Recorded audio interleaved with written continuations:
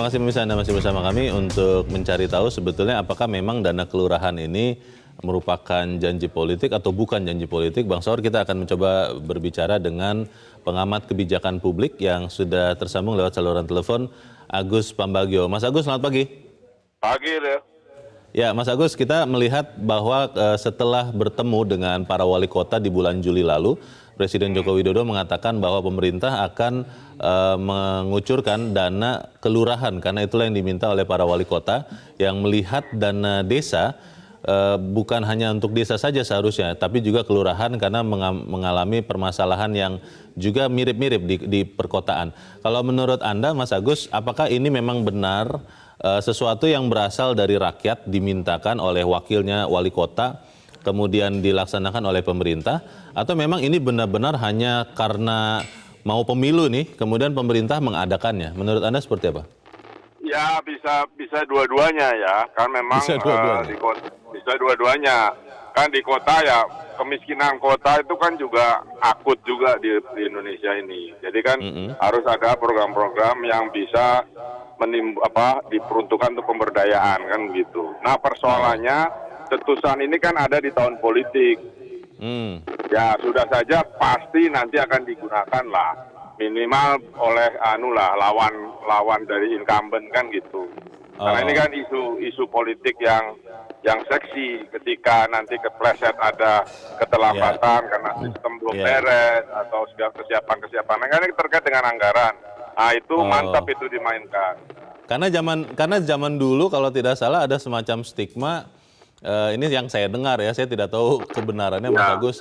Kalau ada jalan rusak begitu, oh ini daerah ini pada waktu yang lalu tidak memilih pemimpin yang sekarang memimpin, katanya begitu. Benar ya, Mas Agus? Ya, kurang lebih begitulah kalau di desa-desa, di daerah-daerah memang tapi itu. pertanyaannya kalau kemudian karena ini tahun politik, kemudian tidak usah diadakan saja, itu lebih banyak manfaatnya atau mudaratnya, Mas Agus?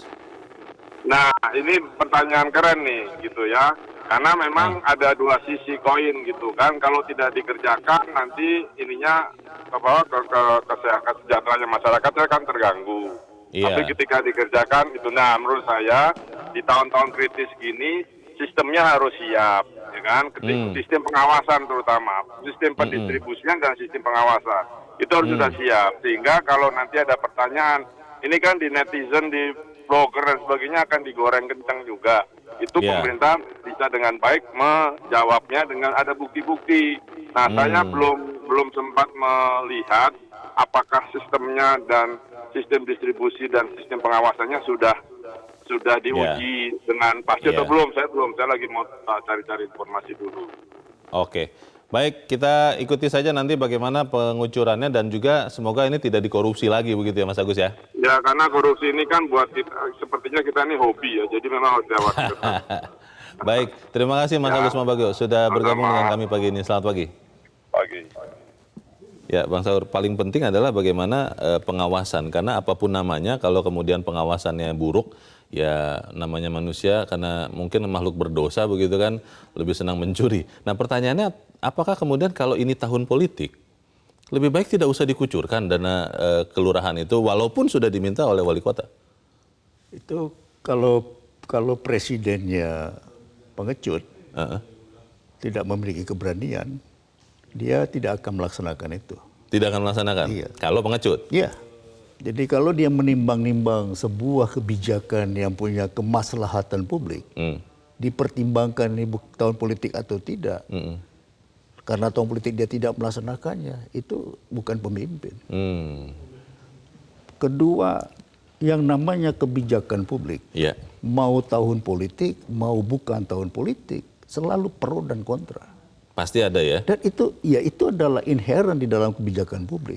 Tidak ada kebijakan publik yang 100% pro. Nggak ada itu. Di dalam teorinya pun tidak ada itu ya? Dalam teori tidak ada, dalam praktek apalagi dalam tidak praktek. ada. Karena itu kebijakan publik itu akan selalu ada yang kontra. Nah pertanyaan yang berikutnya kan, kapan aspirasi itu disampaikan? Para wali kota itu menyampaikannya kan tanggal 23 Juli 2018 di Istana Bogor. Kepada Presiden? Kepada Presiden. Lah kalau disampaikan Juli 2018, Lalu direalisasikan kapan? Ya pasti 2019, tahun anggaran baru. Karena namanya anggaran setahun sekali begitu kan? Iya, dan tidak ada yang mendadak-dadak begitu karena itu bukan uang pribadi. Kalau dibuat dadakan baru itu mungkin adalah cara berpolitik. Pertanyaan yang berikutnya kan semua itu akan melalui APBN. Ya. RAPBN sudah disampaikan dan di situ kan ada yang tidak mengusung Jokowi, yang mengusung Prabowo. Jadi kalau keputusan budget keuangan negara itu telah diputuskan di DPR, Sudah diterima? sudah diterima dan di mana di situ ada pihak yang tidak mengusung Jokowi, ya harusnya tidak lagi bicara aneh-aneh di ruang publik. Harusnya konsisten. Ya konsisten. Tapi makanya tuduhan pencitraan kepada Presiden Jokowi malah harusnya dibalikkan. Tidakkah mereka yang melakukan pencitraan?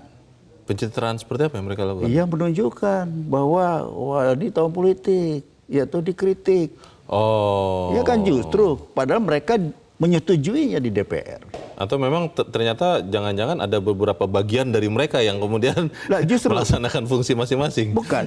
Begini, di antara para wali kota itu, tidakkah ada mereka? Bukankah ada kader partai yang mengusung Prabowo? Oh. Kan misalnya salah satu yang mengusulkan dana kelurahan ini adalah Arya Bima yang merupakan adalah wali kota Bogor yang berasal dari PAN. Partai Amanat Nasional. Ya, yang mengusung Prabowo. Dan dia termasuk yang bahagia, gembira. Karena Presiden mengabulkan aspirasi mereka. Dia termasuk yang curhat kepada Presiden tentang dana kelurahan ini. Oh.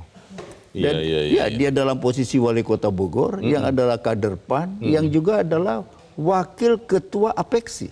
Ya. Jadi ketika mereka diutus, dia dan wali kota Jambi, diutus untuk menyampaikan. Oh, yang menyampaikan mereka waktu itu? Iya, pada sesi pagi. Oke. Dan pada sesi berikutnya, itu yang menyampaikan aspirasi wali kota, itu adalah wali kota Tangerang Airin, sebagai ketua APEKSI. Dan mau sesi siang maupun sesi pagi itu adalah sama saja. Tone sama? Ya, satu yang paling pokok disampaikan itu adalah antara lain, yaitu dana kelurahan. Memang kalau dana kelurahan ini berapa besar sih Bang Saur? Yang disebutkan 3 triliun. Ada 8.485 kelurahan. Iya. Jadi kalau 3 triliun dibagi 8.485 kelurahan, kurang lebih mereka akan mendapatkan 350 juta. Per kelurahan? Iya. Oh. Nah, untuk apa itu? Salah satu aspirasinya kan karena tren urbanisasi itu kan membawa dampak ke kota. Dari desa orang pergi ke kota, urbanisasi. Dan jangan-jangan kota juga daya tampung, carrying capacity-nya juga kan terganggu. Sehingga dia memerlukan juga dana. Ada persoalan kemiskinan, ada persoalan pemeliharaan jalan, dan tentu ada persoalan-persoalan lain. Karena itu mereka melihat kenapa hanya dana desa, hanya desa yang dapat. Kenapa kelurahan di kota, di bawah naungan wali kota tidak mendapat kan dana. Kan itu mereka mengajukannya, curhat kepada Presiden. Dan Presiden tidak hanya mendengarkan, tetapi mengeksekusi. Mengambil keputusan? Iya. Meskipun ada resiko dikatakan bahwa ini adalah bagian dari pencitraan menjelang tahun politik. Saya kira pemimpin Republik Indonesia itu berani ambil risiko. Apalagi kontroversi opini publik. Itu mestinya soal yang memang harus dihadapi, dilewatin. Kalau nggak usah jadi pemimpin. Bicara soal dana ini, Bang Saur, kan dana kelurahan ini terinspirasi dari dana desa ya. Nah, itu pertanyaannya adalah sebetulnya seberapa efektif sih dana desa selama ini? Karena kalau untuk orang yang nyinyir mengatakan bahwa itu kan hanya bagian dari pencitraan, dananya juga tidak bermanfaat langsung kepada warga desa, katanya begitu. Tapi apa begitu, Bang? Ya di banyak desa sekarang jalan desa kan jadi bagus. Bahkan kalau itu membangunnya dengan padat karya, itu menyerap lapangan kerja. Memberikan pekerjaan. Ya, memberikan pekerjaan. Jadi dana yang mengalir ke desa sudah pasti menumbuhkan, memberi dampak ekonomi. Bayangin, sedangkan orang pulang ke desa ketika Lebaran saja. Mudik Lebaran ya.